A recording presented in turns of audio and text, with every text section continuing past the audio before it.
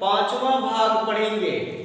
इसमें same direction यानी एक ही दिशा में ट्रेन चले या ट्रेन के साथ साथ कोई व्यक्ति जाए, एक ही दिशा सेम डायरेक्शन, तो उससे जुड़ा हुआ प्रश्न में कि समय क्या होगा, ट्रेन की चाल क्या होगा, ट्रेन की लंबाई क्या होगा, ये तमाम कॉन्सेप्ट दिया हुआ रहेगा निकालने के लिए। तो इस सारे कॉन्सेप्ट का पहले बेसिक जानेंगे और उसके बाद इससे जुड़े हुए प्रश्नों को भी हल करेंगे, जो CGPSC, Vyapam, SSC, railway, bank, ये तमाम एग्जाम्स में इस टाइप के प्रश्न काफी पूछे जाते हैं। तो जो भी हमारे चैनल श्याम ट्यूटोरियल से नए जुड़े हैं वो प्लीज हमारे चैनल श्याम ट्यूटोरियल्स को सब्सक्राइब जरूर करें, वीडियो को लाइक भी करें और बेल आइकन प्रेस करना कभी ना भूलें, जिससे आपको सारे वीडियो की नोटिफिकेशन अवेलेबल हो जाए और आप फिर उसके अनुसार प्रिपरेशन अपनी तैयारी सुनिश्चित कर लें, जिससे आने वाले एग्जाम्स को आप अच्छे से आसानी से क्रैक कर सकें। ध्यान देंगे, जैसे सेम डायरेक्शन यानी एक ही दिशा में, चाहे कोई भी डायरेक्शन हो, मान लीजिए वो उत्तर में हो या पूरब में, हालांकि इतना मेंशन नहीं किया रहेगा, बस दिया रहेगा एक ही दिशा यानी सेम डायरेक्शन। पिछले दिन हम लोग ऑपोजिट डायरेक्शन पढ़े थे, तो यहाँ ध्यान देंगे, जैसे मान के चलेंगे एक ट्रेन 90 किलोमीटर प्रति घंटा की चाल से चल रही है, एक ट्रेन की चाल 90 किलोमीटर प्रति घंटा है और दूसरी ट्रेन भी, या ऐसे भी बोल सकता है कि एक ट्रेन 36 किलोमीटर से जा रही थी और एक ट्रेन फिर पीछे से 90 किलोमीटर प्रति घंटा की चाल से जा रही है, तो दोनों एक ही डायरेक्शन में है, एक ही दिशा में है। तो ध्यान देंगे, जब डायरेक्शन सेम हो जाए, एक ही दिशा हो, सेम डायरेक्शन हो, तो यहाँ पे रिलेटेड स्पीड यानी सापेक्ष चाल जो है वो माइनस हो जाएगा। ध्यान देना है, जब सेम डायरेक्शन हो, चाहे वो ट्रेन हो या व्यक्ति हो, कुछ भी रहे, रिलेटेड स्पीड माइनस हो जाएगा। तो एक 90 किलोमीटर प्रति घंटा और दूसरा 36 किलोमीटर प्रति घंटा, दोनों किलोमीटर प्रति घंटा में है और माइनस हो जाएगा। तो 90 में से 36 यानी 54 किलोमीटर प्रति घंटा। अब ये किलोमीटर प्रति घंटा को 5/18 से गुना करते हैं। बेसिक पिछले 4 दिनों से पढ़ते आ रहे हैं, 5/18 क्यों करते हैं उसका भी जवाब पहले वीडियो ट्रेन का और दूसरे वीडियो में मिल जाएगा आपको। तो 18 × 54, 5 × 3 हो जाएगा 15 मीटर पर सेकेंड। 4 यानी रिलेटेड स्पीड हो गया। अब हो सकता है ट्रेन की लंबाई भी दिया रहे, ध्यान देंगे, और हो सकता है कि आप नहीं भी दिया रहे, पर वो उसके अनुसार। मान लेते हैं एक ट्रेन है 100 मीटर लंबी है, ठीक है, एक 100 मीटर लंबी है, एक मान लेते हैं कि 170 मीटर लंबी है, ठीक है। तो दूरी में पहले की भी लंबाई 100 मीटर और दूसरे की भी लंबाई, चाहे जो भी दिया हुआ रहे, या किसी एक का दिया रहे तो दूसरे का डी मान लेंगे। लेकिन हम ध्यान देंगे, कोई व्यक्ति एक दिशा में जा रहा है और ट्रेन, तो व्यक्ति की लंबाई दूरी में कोई इंक्लूड नहीं होता है कभी भी, वहां सिर्फ ट्रेन की ही लंबाई होगी। तो 100 + 170 यानी 270 मीटर दूरी हो जाएगा। अब बोल देगा कि एक ट्रेन दूसरे ट्रेन को क्रॉस करने में यानी पार करने में कितना समय लिया, तो 4 बराबर हम लोग दूरी बटा समय लिखेंगे। दूरी मतलब कुल दूरी और समय निकालना हो तो निकालेंगे। रिलेटेड स्पीड फाइनल निकाल चुके हैं, 15 मीटर पर सेकेंड, दूरी है 270 और यहाँ टाइम निकाल रहे हैं। तो 15 का टेबल एक बार में 15, यहाँ 12 और 0, 15 × 8 = 120 हो गया, यानी t का वैल्यू 18। समय कितना लगा, तो 18 सेकंड में वो एक दूसरे को पार कर लेगा। यदि दूरी एक ट्रेन की लंबाई 100 मीटर और दूसरे की 170 मीटर है और चाल 90 और 36 हो, तो दो अलग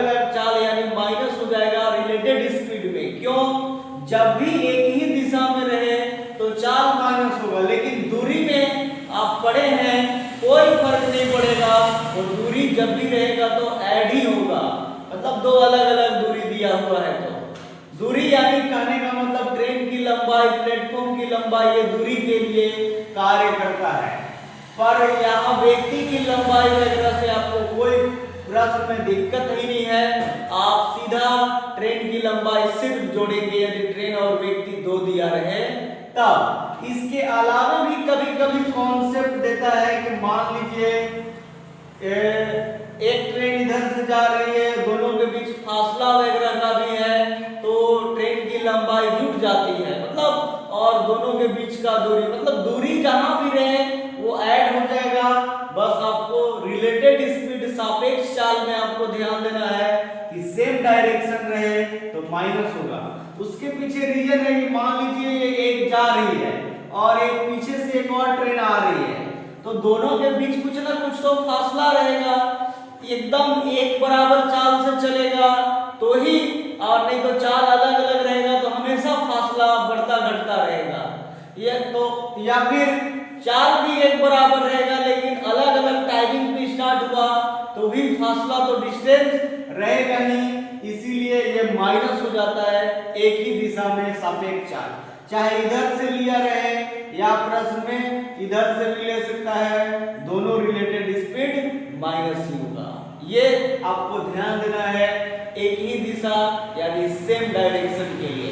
इसी से जुड़ा हुआ आगे प्रश्न बनाएंगे, दूरी, समय, ट्रेन की लंबाई, प्लेट या चाल वगैरह निकालने से संबंधित या फिर व्यक्ति वगैरह से भी संबंधित जो प्रश्न पूछे जाते हैं उन तमाम के बारे में ध्यान देंगे। ये प्रश्न पीएससी 2019-20 यानी सीजीपीएससी 2019-20 में आया हुआ प्रश्न है।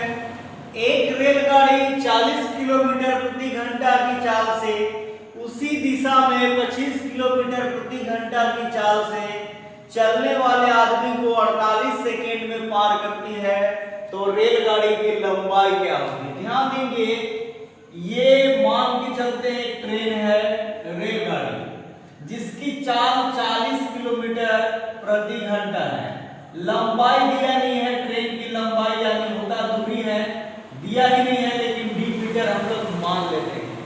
फिर क्या बोला, उसी दिशा में जो व्यक्ति जा रहा है सेम डायरेक्शन में उसका चाल 25 किलोमीटर प्रति घंटा है, तो बोलता है और उसको पार करने में यानी ट्रेन जो 40 किलोमीटर प्रति घंटा है वो तेज चल रही है, तो 25 किलोमीटर प्रति घंटा के रफ्तार वाले जो व्यक्ति है यानी जो व्यक्ति 25 किलोमीटर प्रति घंटा की रफ्तार से चल रहा है उसको पार करने में ट्रेन जो है 48 सेकेंड का समय लेती है, यानी समय 48 सेकेंड लिख देंगे जरूरत के हिसाब से जो भी है।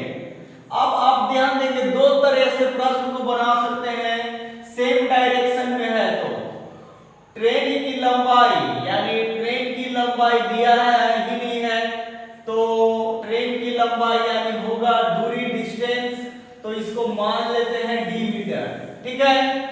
और यहाँ पे सापेक्ष चाल जो है रिलेटेड स्पीड हो जाएगा, सेम डायरेक्शन में दोनों किलोमीटर प्रति घंटा है तो माइनस हो जाएगा 40 माइनस 25 किलोमीटर प्रति घंटा यानी 15 किलोमीटर प्रति घंटा।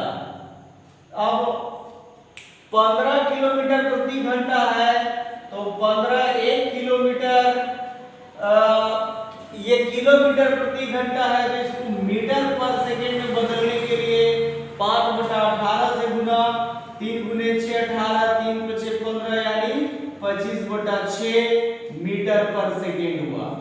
अब यहाँ चाल बराबर निकालेंगे तो दूरी बटा समय, दूरी यानी पता ही नहीं है डी ले लेते हैं डायरेक्ट लिखिए, और समय दिया हुआ है 48 और चाल का वैल्यू 25/6, दूरी यानी ट्रेन की लंबाई डी माने और ये 48, तो 6 से 8 बार में कट गया और 25 × 8 यानी 200, डिस्टेंस यानी दूरी जो है वो 200 मीटर हो जाएगा।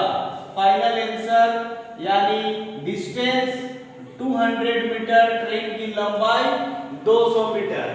इसी प्रश्न को आप चाहें तो डायरेक्ट बना सकते थे। जब सेम डायरेक्शन में है तो फॉर्मूला वही, चाल बराबर दूरी बटा समय तो होगा ही। जिसमें सेम डायरेक्शन है तो सापेक्ष चाल माइनस यानी 40 गुने 25 गुने कितना हो जाएगा 5/18, और दूरी यानी से सिर्फ ट्रेन की लंबाई, चूंकि व्यक्ति को पार किया है तो उसकी लंबाई से कोई फर्क ही नहीं पड़ता है और न प्रश्न में दिया भी जाता है, और समय दिया था उसका 48 सेकेंड। ठीक है, तो 48 सेकेंड पुट कर दिए यहाँ, 6 से 3 बार में 18, 6 8 48। अब 40 गुने 25 करेंगे तो 15 गुने 5/3 बराबर d बटा 8 होगा। 3 5 15 कट जाएगा, 5 गुने 5 25, 25 गुने 8 200, यानी d का वैल्यू 200 मीटर। आप चाहें तो ऐसे भी बना सकते हैं सिस्टमैटिक, या आप डायरेक्ट इतना लिख के भी चाहे तो समझ रहे हैं तो आप आसानी से बना सकते हैं। चाल यानी सापेक्ष चाल 40 माइनस 25 15 गुने 5/18, तो ये 6 दिया 18, 6 48 कट गया, फिर 3 5 15, 5 गुने 5 25 गुने 8 200 मीटर हो जाएगा। फाइनल आंसर ट्रेन की लंबाई, जो दूरी ही होता है, पर यहाँ प्रश्न में ट्रेन की लंबाई लिखा हुआ होता है। इन तमाम कॉन्सेप्ट से जुड़े हुए प्रश्नों को एक एक करके आप ऐसे ही बना सकते हैं। बेहद ही अच्छा कॉन्सेप्ट वाला एग्जाम में पूछा जाता है। ये CGPSC 2019-20 में पूछा गया प्रश्न है। प्रश्न है, दो रेलगाड़ी समानांतर पटरी पर एक ही दिशा में क्रमशः 56 किलोमीटर प्रति घंटा तथा 46 किलोमीटर प्रति घंटा की चाल से जा रही है। तेज गति वाली रेलगाड़ी दूसरे रेलगाड़ी को कितने समय में पार करेगी यदि दोनों रेलगाड़ी की लंबाई एक समान 50 मीटर हो? यानी कहने का मतलब है कि सेम डायरेक्शन है और दोनों रेलगाड़ी की लंबाई एक समान है, 50 मीटर 50 मीटर।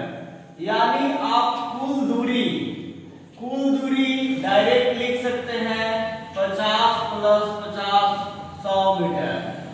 और चाल में ध्यान देंगे, सापेक्ष चाल क्या होना है, एक 56 किलोमीटर प्रति घंटा ऐसे लिखेंगे, और दूसरा जो है वो है 46 किलोमीटर प्रति घंटा।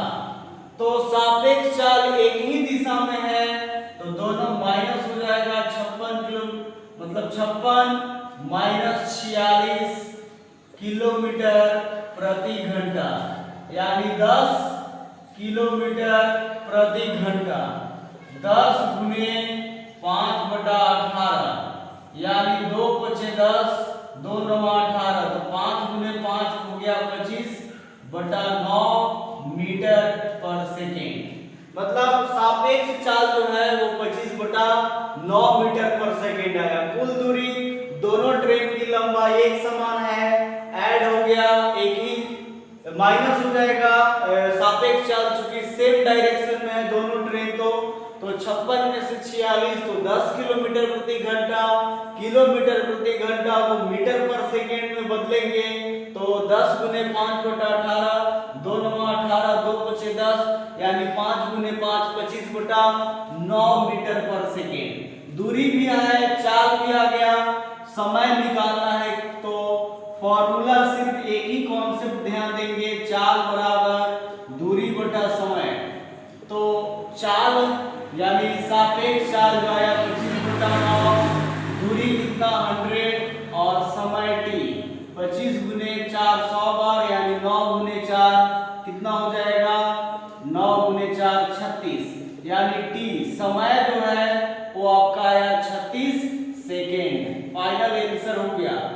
पर कभी कभी आप चाहें तो डायरेक्ट भी बना सकते हैं, पर इतना कोई जरूरी नहीं है कि लंबा चौड़ा लिखेंगे तभी। जैसे चाल बराबर दूरी बटा समय हुआ तो आप डायरेक्ट लिखेंगे 56, मतलब ध्यान देंगे चाल बराबर दूरी बटा समय, तो 56 माइनस 46, यानी सापेक्ष चाल माइनस हो जाएगा तो 10 किलो गुने 5/18। दूरी का वैल्यू दिया है टोटल 100, 50 + 50 और समय ये, तो 5 से ये कट जाएगा 20 बार में, 2 × 9 = 18, 2 × 10 = 20, ये भी कट गया यानी 9 × 2। ध्यान देंगे 10 × 5/18 और यहाँ पे ये 25 चौका 136 आया था। तो एक बार फिर से चाल का वैल्यू हो जाएगा, मतलब रिलेटेड स्पीड 56 - 40 यानी 10 × 5/18 और दूरी 50 × 50 100 मीटर हो गया और समय निकालना है 2 × 9 = 18, 2 × 5 = 10, 5 से ये 20 बार में, ये 5 से 4 बार में, तो 9 × 4 = t यानी 36 सेकेंड समय आएगा फाइनल आंसर। इस प्रकार से प्रश्नों को आसानी से सोल्व कर सकते हैं, मतलब आप ऐसे बनाएं या डायरेक्ट एक ही लाइन में बनाएं, कोई प्रॉब्लम नहीं है, आसानी से कॉन्सेप्ट का इस्तेमाल करके बना सकते हैं। प्रश्न है 120 किलोमीटर प्रति घंटा की चाल से जा रही एक रेलगाड़ी ए इसी दिशा में समानांतर पटरी पर जा रही बी रेलगाड़ी को 2 मिनट में पार कर जाती है। यदि इनकी लंबाई 100 मीटर तथा 200 मीटर है तो बी की चाल ज्ञात करें। ध्यान देंगे ये दिया हुआ है, ट्रेन का नाम मान लीजिए ए है, इसका चाल दिया है 120 किलोमीटर प्रति घंटा और इसकी लंबाई भी प्रश्न में आगे दिया है 100 मीटर। सेम डायरेक्शन यानी उसी दिशा में एक बी ट्रेन है जो कितने किलोमीटर की रफ्तार से चल रही है वो ज्ञात करना है, यानी हम लोग मान लेंगे 1 किलोमीटर प्रति घंटा, लेकिन उसकी लंबाई जो है ट्रेन की वो 200 मीटर है। मतलब ए ट्रेन की लंबाई 100 मीटर, बी की लंबाई 200 मीटर। ए ट्रेन की चाल 120 किलोमीटर प्रति घंटा, बी का पता नहीं है चाल, तो 1 किलोमीटर प्रति घंटा मान लेते हैं। अब यहाँ समय जो दिया है वो बोला 2 मिनट लगा, तो हम सभी पढ़े थे कि जब समय मिनट में रहे, घंटे में रहे तो उसको कन्वर्ट करेंगे सेकेंड में, तो 2 × 60 हो जाएगा यानी 120 सेकेंड हुआ। और दूरी में आप पढ़े थे कि कुल दूरी दोनों ट्रेन की लंबाई ऐड हो जाएगा, तो 100 + 200 यानी 300 मीटर। और यहाँ चाल जिसको हम लोग सापेक्ष चाल समझते हैं, तो रिलेटेड स्पीड माइनस होगा यानी 120 - x गुने 5/18 यही लिख पाएंगे क्योंकि ये कैलकुलेट होगा ही नहीं। अब डायरेक्ट आते हैं, या हम चाहते तो डायरेक्ट प्रश्नों को बना सकते थे, मतलब बिना वो सब लिखे भी, पर सिस्टमैटिक कॉन्सेप्ट के लिए लिखते हैं चाल 120 - x गुने 5/18। एक ट्रेन 120 मीटर चाल है और दूसरे का पता नहीं है यानी x, और दूरी जो है कितना हो गया 100 + 200 यानी 300 मीटर और समय 120 सेकेंड। ध्यान देंगे ये 0 0 कट गया, ये 5 का टेबल 6 बार में कट जाएगा, 6 का टेबल 2 बार में 12, 2 का टेबल 9 बार में 18। ध्यान देंगे ये 0 0 कटा, ये 5 से 6 बार में 30 और ये 6 से 2 बार में 12 और 2 से ये 9 बार में 18, यानी 120 - x बटा 9 बराबर दोनों साइड कट गया बिल्कुल 1, यानी 120 - x बराबर 9 हो गया।